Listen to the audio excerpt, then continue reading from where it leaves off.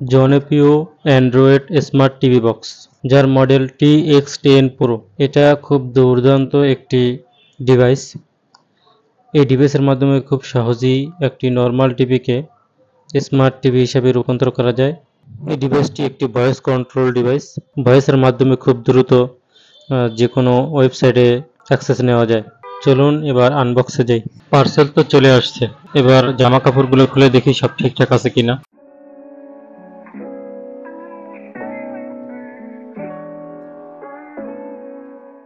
Bubble পলি দেওয়াতে কার্টুনটি একেবারেই সুরক্ষিত অবস্থায় আসছে আমাদের হাতে। এবারে ঝটপট করে বক্সটা খুলে দেখি সব ঠিকঠাক আছে কিনা। বক্স খোলার আগে আমরা একটু বক্সের গায়ে কি কি ফিচার আছে, কি কি লেখা আছে, লেখাগুলো আমরা একবার দেখে নেব। প্রথমে দেখতে পাচ্ছি একটি ইউজার ম্যানুয়াল, যেটা সেলারের কাছ থেকে দিয়েছে। এটা এই বক্সের সাথে আসেনি, মূলত এটা সেলার তার নিজ উদ্যোগে এই বক্সের ভিতরে দিয়ে দিয়েছে। তারপরে আমাদের মূল ডিভাইস আমরা এটা সাইডে রেখে দিই। তারপর রয়েছে একটি অ্যাডাপ্টার 5 ভোল্ট 2 এম্পিয়ার। যাই হোক, মান খুবই খারাপ। এটা 3 পিনের হলে খুব ভালো হতো। তারপরও যে দাম, এই দামের ভিতরে এটাই ঠিক আছে, এর চেয়ে ভালো দেওয়া সম্ভব না। তারপর রয়েছে একটি HDMI কেবল। কেবলটি যথেষ্ট পরিমাণ ভালো, আশা করি এটা দিয়ে কোনো সমস্যা হবে না। তারপরে হলো রিমোট, ভয়েস কন্ট্রোল রিমোট। মূলত এটা ভয়েস সিস্টেম। ভয়েসের মাধ্যমে খুব দ্রুতই ইউটিউব বা প্লে স্টোরে ঢোকা যায়, তাই আমি এই ভয়েস কন্ট্রোল সিস্টেমটা নিয়েছি। যাই হোক, আমি এটা সাইডে রেখে দিই। তারপরে রয়েছে ইউজার ম্যানুয়াল। এটা এই ডিভাইসের সাথেই আসে চায়না থেকে। তো এর আগে যে ম্যানুয়ালটা দেখেছিলাম সেটা কিন্তু সেলারের কাছ থেকে সে প্রিন্ট করে দিয়েছে, যাতে বুঝতে সহজ হয়, বাংলা লিখে দিয়েছে। তো এটা হলো মূল ডিভাইস TX10 Pro। ডিভাইসটি এখন আমি আমার টিভির সাথে সংযোগ করব। তো এই ডিভাইসের সাথে দুটি USB পোর্ট পাবেন এবং একটি HDMI পোর্ট, একটি পাওয়ার পোর্ট এবং একটি VA পোর্ট এবং একটি ল্যান্ড পোর্ট। তারপরে রয়েছে SD কার্ড পোর্ট। তো এগুলো সব টিভি বক্সের সাথেই সমান সমান থাকে। তো হয়তো দামিগুলো একটু বেশি থাকতে পারে, আমার জানা নেই।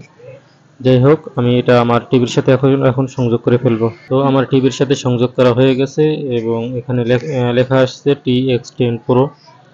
তো তার আগে আমার টিভি থেকে HDMI সিলেক্ট করে দেয়া লাগছে, তা না হলে তো এটা আসবে না, যেহেতু এটা আগে থাকে টিভি বা AV যেটাই বলেন। তো এটা অন হইতেছে, একটু টাইম নেবে। তো ডিসপ্লেতে কিছু মানে আমার বাসার সবগুলো জিনিসপত্র দেখা যাচ্ছিল, তাই আমি একটু হাইড করে দিয়েছি। তো কিছু মনে করবেন না। তো আমার ডিভাইসটি পুরোপুরিভাবে অন হয়ে গেছে। তো আমি যদি এখান থেকে প্লে স্টোর বা ইউটিউব ওপেন করি, তো দেখি কি আসে।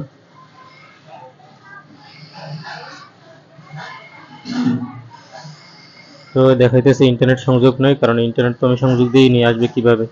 তো এবার বলতেছে পেয়ার টু ব্লুটুথ, মানে আমার রিমোটের সাথে টিভি বক্সের সাথে ব্লুটুথ সংযোগ দেওয়ার জন্য। তাই দুই সাইডের যে বাটন দুটো ক্লিক করে ধরে রাখতে বলছে পেয়ারিং মোডে নেওয়ার জন্য, সেটা আমি চেপে ধরে রাখছি যাতে পেয়ারিং মোডে চলে যায়। আমার রিমোটের সাথে টিভি বক্সের একটি লিঙ্ক হয়ে যাবে। তো এই ডিভাইসটি আপনার ফোনের মাধ্যমেও কিন্তু সংযোগ করে ফেলতে পারবেন সফটওয়্যারের মাধ্যমে, ব্লুটুথের মাধ্যমে। যাই হোক, আমার টিভির সাথে রিমোট কিন্তু পেয়ার হয়ে গেছে। তো এবার আমাদের যেতে হবে সেটিংসে, কারণ আমরা এখনো ওয়াইফাই সংযোগটা দিইনি। তো আমরা সেটিংসে গিয়ে ওয়াইফাই কানেক্ট করে নিব।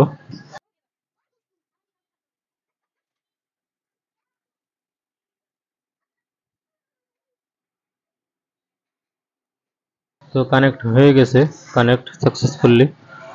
তো এবার আমরা ইউটিউবে যাব, দেখব ঠিকঠাকভাবে কাজ করে কিনা। সরাসরি এক ক্লিকই আমরা ইউটিউবে চলে যেতেছি। যেহেতু বাটন দেওয়াই আছে তাই খোঁজাখুঁজির দরকার নেই। তো আমাদের ইউটিউব ওপেন হয়ে গেছে, আমি এখান থেকে একটি প্লে করে দেখব। তো আমি প্লে করে দেখেছি খুব ভালোভাবে চলে, স্মুথলি চলে এবং এটা দিয়ে কোনো সমস্যা ফেস করিনি। তো আজ এই পর্যন্তই, সবাই ভালো থাকবেন। আসসালামু আলাইকুম রহমতুল্লাহ।